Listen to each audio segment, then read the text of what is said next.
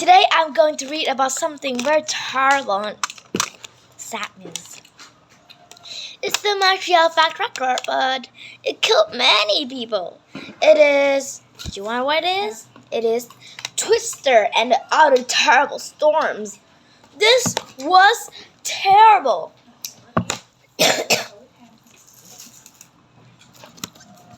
Oh no. Contents: 1. Weather. 2. Wind. 3. Clouds. 4. Rainstorms. 5. Twisters. 6. Hurricanes. 7. Blizzards. Sorry. 8. Storm prediction. Doing my research index. Dear readers, the tornado we saw in the Twister on Tuesday was really scary. But when it was over, we weren't scared. We were curious. We wonder what causes twisters and how twisters are different from hurricanes and other storms. We also wonder how wet is so much from day to day. When I got back to Frog Creek, we wanted to find the answers to these questions. We decided to track down the facts. We went to the library and checked about books about storms. We watched videos about tornadoes and hurricanes. Our parents took us to the Science Museum, where we can learn about the weather all around the world. Most interesting of all, we started keeping a record of weather changes in our own backyard. Now we want to share the facts with you. So get your notebook, get your backpack, and get ready to be blown away by the facts about Twister and other terrible storms. Jack and Annie. 1. Twisters. In May, a twister teared through Texas. It picks up whole houses and smashed them into the ground. In August, a hurricane rages for 3 days in Florida. It destroys entire towns. 1,000 families lose their homes. In December, a blizzard covers most of Michigan in deep snow. Icy winds rip roofs of buildings. People are trapped in their homes for days. These terrible storms are like nature gone wild, but they are just a natural part of our Earth's weather. What is weather? Why does the weather change from day to day? Why does it sometimes cause so much damage? To understand weather, you first have to know about the Earth and its atmosphere. The atmosphere. Our Earth is covered by a blanket of air. This blanket of air is called the atmosphere. The atmosphere makes it possible for humans, animals, and plants to live on Earth. The air in the atmosphere is made up of 2 different types of gases. 2 of these gases are oxygen and carbon dioxide. Humans and animals need oxygen to breathe. Plants need carbon dioxide in the atmosphere to make food and grow. The atmosphere also helps control Earth's temperature. During the day, the atmosphere blocks some of the sun's rays so Earth doesn't get too hot. At night, it holds some of the sun's heat so Earth doesn't get too cold. The atmosphere covers all of Earth, made of gases, controls Earth's temperature. Meteorologists. Scientists who study weather are called meteorologists. Meteorologists come from Greek word meaning happening in the sky. Meteorologists use many tools to gather information about the weather. The information helps them predict what the weather might like in the future. It's like we'll be some skies on Rock Creek all weekend. To become a meteorologist, you need to study science, math, and computers. But the most important thing was to be really interested in the weather. Weather tools. People study weather in their own homes and classrooms. Here's some common tools for weather watching. Anemometer. Measure wind speed. Wind vane shows direction of wind. Rain gauge measures rainfall. Barometer. Measure air pressure. Hygrometer measures humidity. Thermometer measures temperature of the air. Notebook to note weather changes. Their notebook to note weather changes. Chapter 2. Wind. That looks good. Wind is invisible but powerful. It can send sails racing across the lakes and oceans. It can cool you off on a hot day. It can also destroy whole towns in just a few hours. Ancient people wondered what caused the wind. The ancient Greeks thought winds were controlled by a god named Aulus. Always kept the winds in the cave with 8 doors. When he wanted the wind to blow, he rolled a rock away from one of the doors. This is Alice. Today we know the wind is really caught by an even heating of the atmosphere. The sun does not warm Earth evenly. On any given day, some places get much hotter than others. The warm air is lighter than cold air. So when the area of Earth's surface is warmed by the sun, the air above that area rises up towards the sky. Whenever warm air rises, air from another part moves to take its place. We call the moving air wind. Weather changes because all of the warm air and cool air moving around. If there were no wind, the weather would never change. The sun doesn't actually hit the air, it hits the ground. Sun heats ground, warm air rises, more air rushes, ground warms it. Then the ground warms the air above it. Jack and Annie, facts and fiction. Jack and Annie's facts and fiction. You can see warm air rising if you watch a hot air balloon take off. Hot air balloons fly because the warm air inside is lighter than the cooler air outside. Here it works. 1. Burner warms air inside balloons. 2. Warm air inside a balloon becomes lighter than air outside. 3. Warm air rises, taking balloon along. That's good news. High pressure and low pressure. Because cold air wets more than warm air, it presses down harder on Earth's surface. So meteorologists call an area of cool air a high pressure area. Since warm air is lighter, it doesn't press down as hard on Earth's surface as cold air. So meteorologists call an area of warm air a low pressure area. Air always moves from high pressure areas to low pressure areas. Winds around the world. The area around the middle of Earth is called the equator. The weather is always warmer near the equator than it is in the North Pole or South Pole. This is because Earth is situated to travel around the sun. At the poles, the sun shines down at an angle. At the equator, the sun almost always shines straight down.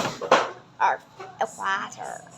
Every day, warm air near the equator rises high into the sky.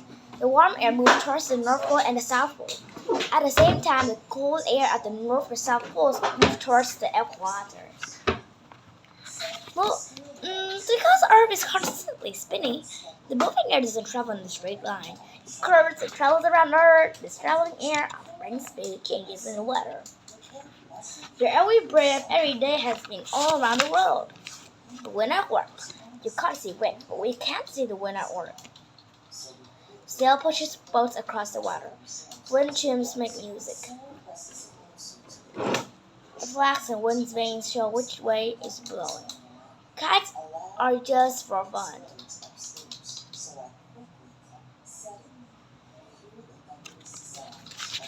That's good news.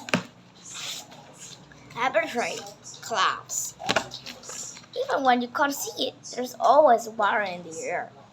The invisible water in the air is a gas, like oxygen and carbon dioxide. It is called water vapor. The bits of water make a water vapor is very, very tiny. That's why water vapor is invisible. Warm air can hold lots of water and vapor, but as warm air rises farther and farther from Earth's surface, it begins to cool off. Cold air can't hold nearly as much water vapor as warm air. So the warm air rises, some of its water vapor starts to condense. That means change to gather tiny droplets of liquid water. If the air is very cold, the droplets may freeze into ice crystals. When you see your breath on a cold day, you are seeing condensed water vapor. How clouds form. Warm air full of water vapor rises. Rising air ups cools off. Water vapor condenses to water, droplet, and ice crystals. Water droplets and ice crystals form clouds. Next page you learn about different kinds of clouds. Cirrus cloud. Stratus cloud. Cirrus clouds means a block of air in Latin about 7 miles above Earth. That's good news. Cirrus clouds are sometimes called mare's tail because cirrus cloud can look like the tail of the horse. Stratus clouds mean layer or cover in Latin, about 1 mile above Earth. Some stretched clouds are so low that they hit the tops of hills and buildings. Fog is stretches clouds that touches the ground. Cumulus clouds mean heap in Latin, about 3 miles above Earth. Cumulus clouds are constantly changing shape. It's fun to find pictures in cumulus clouds. Cumulus clouds means heap of rain in Latin, about 2 to 3 miles above Earth. These clouds are filled with swirling air, water, and ice. There are thunderstorms and tornadoes are born. Chapter 4. Rain and storms. As the tiny droplets of water in the cloud blow around, they often bump into each other. Something can make big water drops. The drops get bumping into each other and get bigger and bigger. As the drop gets bigger, it also gets heavier. If the drop gets too heavy to be carried by the wind inside the cloud, it falls onto the ground. That's rain. Rain can fall as gentle shower or light drizzle. It can fall over as a violent storm. If conditions are right, storm can bring lightning, thunder, and hail. Hail? Lightning and thunder. Inside a storm cloud, the air is very active. The wind is swirling. The water droplets and ice crystals are blown up and down with great force. Storm cloud can look like a huge falling pot of boiling soup. All the action in such storm cloud could create electricity. Electricity can cause a giant spark. This spark is called, lightning. Lightning can jump from place to place in a cloud. It can shoot from one cloud to another. It can also jump from cloud to the ground. That's when it's really dangerous. Lightning is hot. Meteorologists think a boil light of lightning can be 5 times as hot as the surface of the sun. When lightning flashes, the great cause the air around the flash to expand very quickly. The expanding air makes the sound like an explosion. That sound is thunder.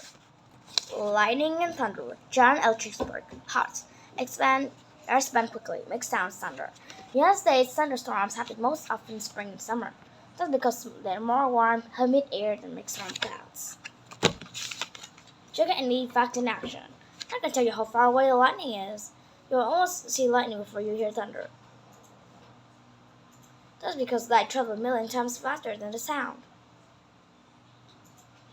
It takes sound about 5 seconds to travel 1 mile. So figure out how far away lightning flash is. 1. Count the seconds between lightning flashing and the sound of thunder. 2. Divide by 5. 3. That's how many miles the lightning is. Hail. Sometimes water from storm clouds or chunk of ice. The ice chunks are called hail or hailstones. The hailstone forms an updraft car that carries a water droplet high inside the tall cloud. This can happen many times. The hailstone gets bigger and bigger every trip up and down the cloud. What if the hailstone gets too heavy to be lifted up by drops? It falls to the ground. If you cut open the hailstone, you can see rings. They show how many times the hailstone has been up and down the cloud.